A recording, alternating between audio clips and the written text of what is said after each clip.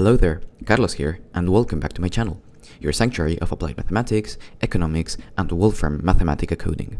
We are unraveling another calculus gem today, the chain rule of differentiation, and as always, we'll be diving into some Wolfram Mathematica code to make sense of it all.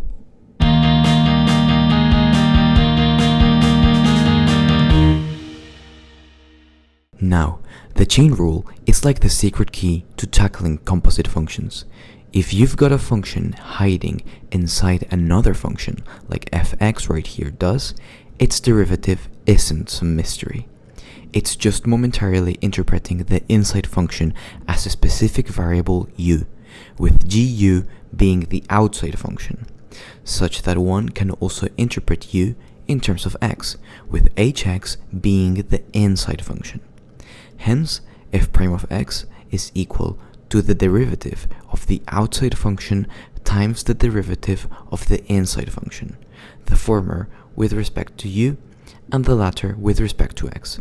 In a nutshell, g prime of u times h prime of x. That wasn't too bad, right? The numbers, Messi. What do they mean? Where are they brought? I don't know anything about any numbers! I know. It sounds a bit intimidating at first, but it's simpler than it seems. Let's try to solve this example fx. Can you spot the outside function gu and the inside function hx for this fx?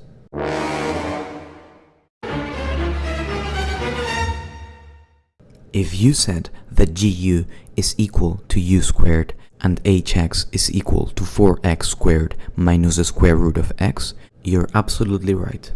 Now, by applying the chain rule, we find the derivative of the whole expression. We do this firstly in terms of g prime of u and then in terms of h prime of x. And remember, we're doing this for every x term, keeping an eye on their respective constants and signs. Just like that, you've got the slope of the tangent at any point.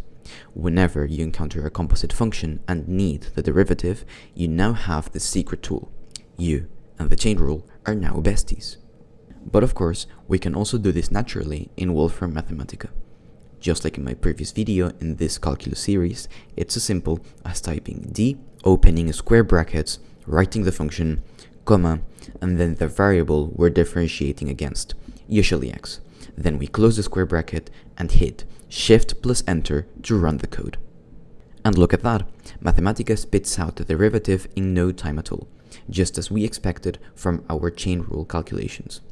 It's mathematical wizardry at its finest, right?